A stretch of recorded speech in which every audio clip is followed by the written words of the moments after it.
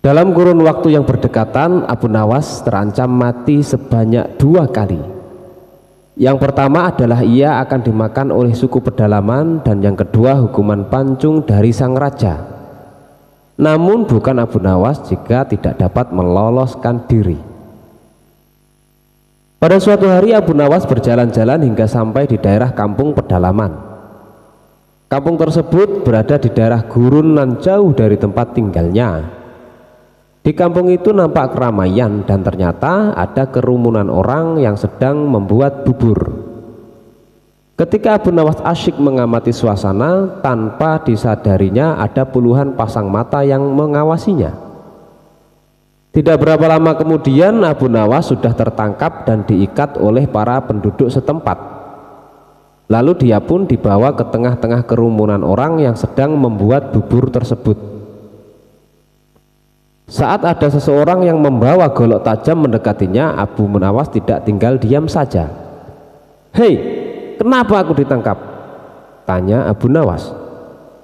Salah seorang dari mereka menjelaskan bahwa setiap ada orang asing mereka akan menyembelih, lalu menyampurnya ke dalam adonan bubur dan memakannya.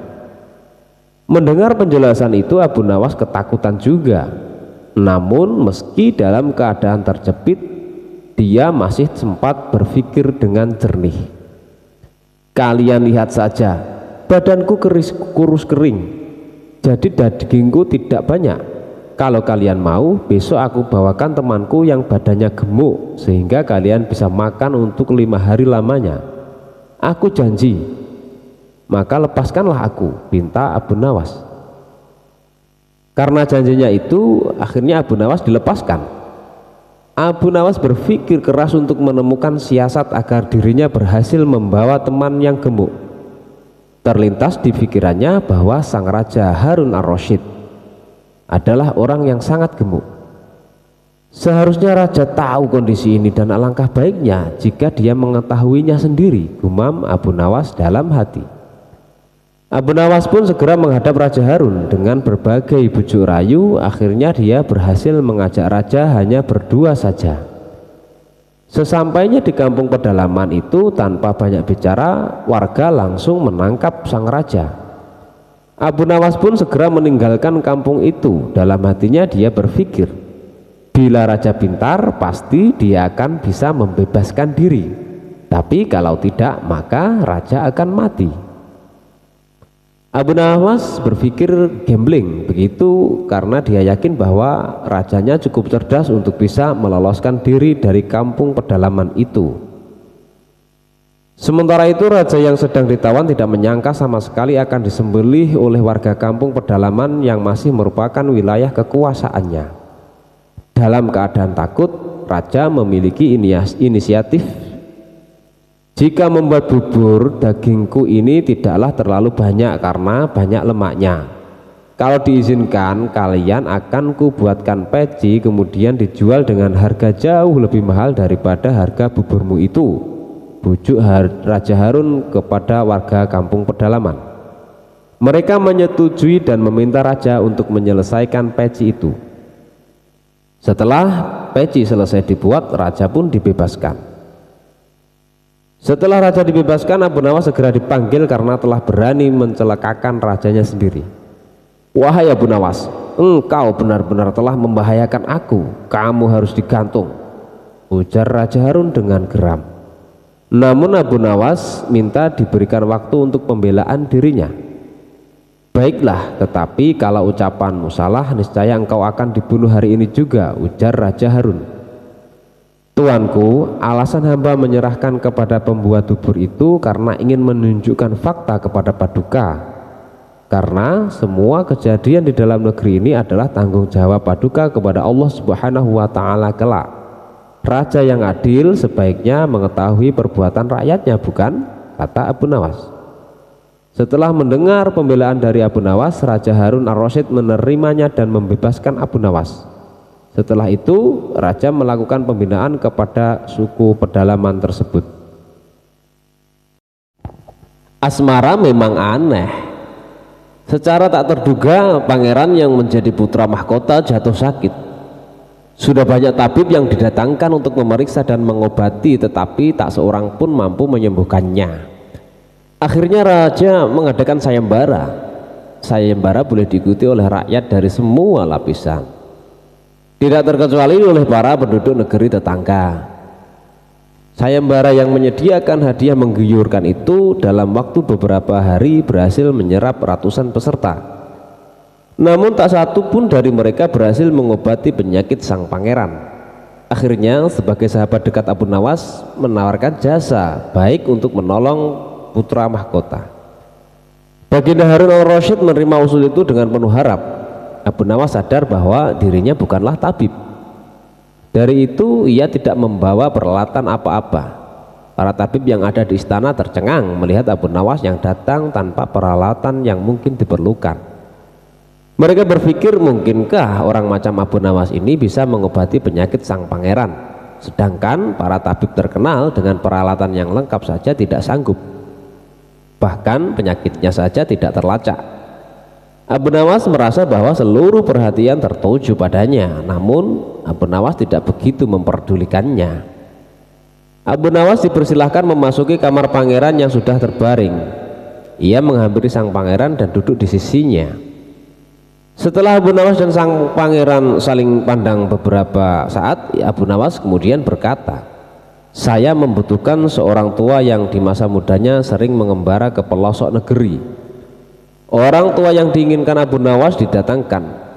Lalu Abu Nawas bertanya, "Sebutkan satu persatu nama-nama desa di daerah selatan."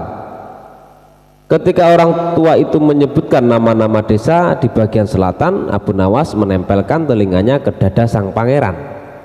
Kemudian Abu Nawas memerintahkan agar menyebutkan bagian utara, barat, dan timur. Setelah semua bagian negeri disebutkan, Abu Nawas mohon agar diizinkan mengunjungi sebuah desa di sebelah utara. Raja merasa heran. "Engkau keundang ke sini bukan untuk bertamasya," kata sang raja. "Hamba tidak bermaksud berlibur yang mulia," kata Abu Nawas. "Tetapi aku belum paham," ucap Baginda Sultan Harun al-Rasyid.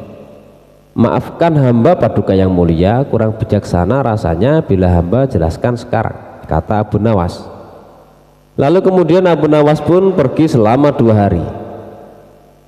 Sekembalinya dari desa itu, Abu Nawas menemui sang pangeran dan membisikkan sesuatu, kemudian menempelkan telinganya ke dada sang pangeran. Lalu Abu Nawas menghadap sang raja. "Apakah yang mulia masih menginginkan sang pangeran tetap hidup?" tanya Abu Nawas. "Apa maksudmu?" Raja balas bertanya kepada Abu Nawas. "Sang pangeran ini sedang jatuh cinta pada seorang gadis desa di sebelah utara negeri ini," kata Abu Nawas menjelaskan. "Bagaimana kau tahu?" Ketika nama-nama desa di seluruh negeri disebutkan, tiba-tiba degup jantungnya bertambah keras ketika mendengarkan nama sebuah desa di bagian utara negeri ini, dan sang pangeran pun tidak berani mengutarakannya kepada Baginda. Ucap Abu Nawas. "Lalu apa yang harus aku lakukan?" tanya Abu Nawas. "Mengawinkan pangeran dengan gadis desa itu," jawab Abu Nawas. "Kalau tidak," tawar raja ragu-ragu, "cinta itu buta. Bila kita tidak berusaha mengobati kebutaannya, maka ia akan mati." Rupanya saran Abu Nawas tidak bisa ditolak. Sang pangeran adalah putra satu-satunya yang merupakan pewaris tunggal kerajaan. Abu Nawas benar. Begitu mendengar persetujuan sang raja, sang pangeran pun berangsur-angsur pulih. Sebagai tanda terima kasih, kemudian raja memberi Abu Nawas sebuah cincin permata yang sangat amat indah. Cara berkebun Abu Nawas. Dia ingin berkebun tanpa harus bersusah payah sibuk mencangkul karena sudah dicangkulkan orang lain secara gratis. Ibaratnya diam itu pasti, mungkin itulah istilahnya. Sebuah cara jitu dari si cerdik Abu Nawas dalam menghadapi orang-orang yang kelakuannya seringkali menjengkelkan. Meskipun tidak protes atau adu fisik, namun siasat Abu Nawas cukup membuat orang-orang tersebut menghentikan kebiasaan buruknya. Seorang musuh tak selamanya harus dilawan dengan kekuatan fisik, akan tetapi bagaimana seseorang dapat memanfaatkan potensi yang dimilikinya untuk kepentingannya sendiri. Itulah cara Abu Nawas dalam menyikapi tingkah laku pengawal Raja Harun al-Rasyid yang seringkali membuatnya jengkel. Meski demikian ia tak melawannya secara terang-terangan, melainkan menggunakan siasat yang baik dan tepat. Bagi seorang Abu Nawas, membalas perilaku jelek dari musuh malah tidak akan menyelesaikan masalah. Bahkan hal itu hanya akan membuat musuh akan semakin memusuhi dan membenci dirinya. Kegelisahan Abu Nawas terhadap pengawal raja bermula sejak dia diangkat menjadi penasihat istana. Bukan tanpa alasan raja mengangkat dirinya, karena memang Abu Nawas memiliki kecerdikan yang begitu tinggi. Sejak tinggal di istana kerajaan, Abu Nawas mulai jauh dari keluarganya yang tinggal di rumah. Hal itu membuatnya seperti terpenjara. Bahkan untuk berkomunikasi dengan istrinya saja ia hanya bisa menanyakan kabar melalui surat. Oleh karena itu, setiap merasa rindu terhadap keluarga, Abu Nawas pun mengirimkan surat kepada istrinya, begitu pula sebaliknya. Hanya saja yang membuatnya jengkel yaitu setiap kali surat itu dikirimkan pasti terlebih dahulu dibaca oleh para pengawal raja.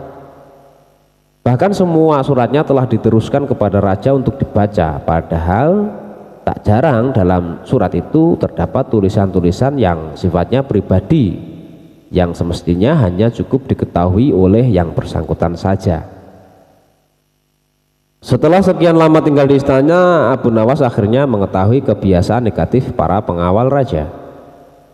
Para pengawal raja yang seringkali melakukan tindakan tersebut dengan seenaknya saja akhirnya dibuat malu oleh Abu Nawas.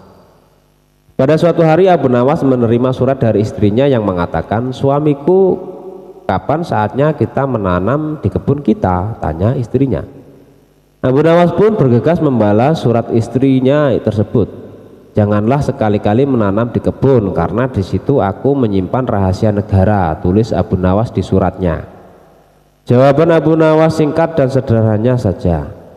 Jawaban yang singkat dari Abu Nawas itu membuat para pengawal raja terkejut dan bertanya-tanya. Dengan diam-diam ia menuju kebun Abu Nawas bersama dengan beberapa prajurit istana dan mencangkul seluruh kebun milik Abu Nawas. Namun apa yang terjadi? Para pengawal tidak menemukan apa-apa. Apa yang mereka lakukan itu hanya membuat mereka letih, capek, dan dengan keringat bercucuran yang mengalir di tubuhnya. Pada keesokan harinya istri Abu Nawas mengabarkan kejadian di kebun mereka melalui surat sebagaimana biasanya, tetap disensor oleh para pengawal raja tadi. Begini isi suratnya. "Suamiku, kemarin beberapa prajurit dan pengawal raja datang ke rumah serta menggali setiap sudut di kebun kita," terang istri Abu Nawas. Surat balasan pun dilayangkan. "Nah, sekarang kebun kita sudah dicangkuli dan kita siap menanaminya," jawab Abu Nawas dalam suratnya. Istri Abu Nawas kini dapat memulai menanam di kebun tanpa harus bersusah payah mencangkul. Sementara itu, surat balasan itu sempat dibaca oleh pengawal raja dan raja sendiri. Raja merasa kecewa atas apa yang telah dilakukan oleh pengawalnya. Raja menilai bahwa para pengawalnya tidak bisa memberikan berita yang akurat, dan akibatnya raja memberhentikan mereka sebagai pengawal raja. Keputusan raja tersebut disambut gembira oleh Abu Nawas. Ini surat-surat yang ia kirimkan ke istrinya maupun surat-surat istri untuk dirinya aman terkendali, tak pernah dibaca lagi oleh pengawal raja. Nah, itulah teknik baru cara berkebun, tentu saja model ala Abu Nawas.